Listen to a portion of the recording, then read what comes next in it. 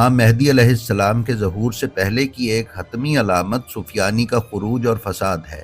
سفیانی امام مہدی علیہ السلام کے ظہور سے پہلے کی جنگوں میں ظاہر ہونے والے باغی سرداروں میں سے ہوگا، جس کا خصوصی مشن پیغمبر اسلام صلی اللہ علیہ وآلہ وسلم کی اولاد اور ان کے محبین کو قتل کرنا ہوگا۔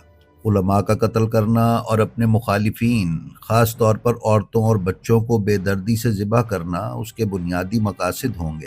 اسی طرح امام مہدی علیہ السلام سے جنگ، ان کے حامیوں پر فتح اور اقتدار حاصل کرنا اس کا خاص ٹارگٹ ہوگا۔ احادیث میں ہے کہ وہ آخر کار امام مہدی یا ان کی فوج کے ہاتھوں مارا جائے گا۔ بعض احادیث میں پیشگوئی کی گئی ہے کہ وہ اور اس کی فوج یوم الابدال کو الرملہ میں قتل ہو جائے گی۔ مفکرین طویل عرصے سے آخر وقت میں دنیا کی حالت میں دلچسپی رکھتے ہیں۔